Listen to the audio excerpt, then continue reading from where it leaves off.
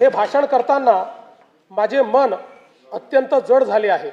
राज्याचे लाडके नेते माननीय अजितदादा पवार आज आपल्यात नाहीत।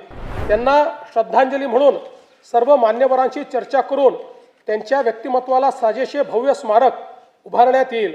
दिवंगत अजितदादांच्या स्मृतींना आजचा हा अर्थसंकल्प मी समर्पित करतो।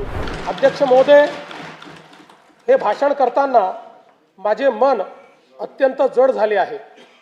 सर्वाधिक वेळा उपमुख्यमंत्रीपद आणि दीर्घकाळ वित्त विभागाची धुरा सांभाळलेले राज्याचे लाडके नेते माननीय अजितदादा पवार आज आपल्यात नाहीत। त्यांच्या जाण्याने राज्याच्या सार्वजनिक जीवनात आणि प्रशासनात कधीही भरून न निघणारी मोठी पोकळी निर्माण झाली आहे। त्यांनी एकूण 11 वेळा राज्याचा अर्थसंकल्प मांडला। अजितदादा व अर्थसंकल्प हे नाते दृढ झाले होते। त्यांच्या करड्या शिस्तीमुळेच महाराष्ट्राची वित्तीय स्थिती कठीण काळातही स्थिर राहिली।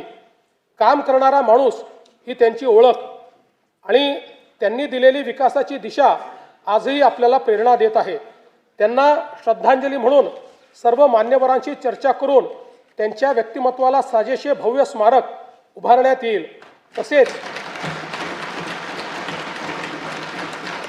तसेच त्यांच्या नावे गतिमान नागरी सेवा पुरस्कार देण्यात येईल असे मी जाहीर करतो। दिवंगत अजितदादांच्या स्मृतींना आजचा हा अर्थसंकल्प मी समर्पित करतो। स्थानिक स्वराज्य संस्थांच्या निवडणुकीत जनतेने महायुतीवर अभूतपूर्व विश्वास दाखवला, त्याबद्दल मी तमाम जनतेचे आभार मानतो।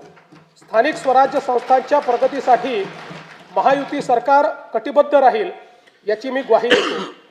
16व्या केंद्रीय वित्त आयोगाने केलेल्या शिफारसीनुसार पुढील 5 वर्षांमध्ये राज्यासाठी भरीव निधी प्राप्त होणार असून आपत्ती व्यवस्थापनासाठी केंद्र शासनाने वाढीव निधी देण्याबाबत राज्याची मागणी मान्य केली, याबद्दल मी भारताचे प्रधानमंत्री श्री नरेंद्र मोदीजी यांचे मनपूर्वक आभार मानतो।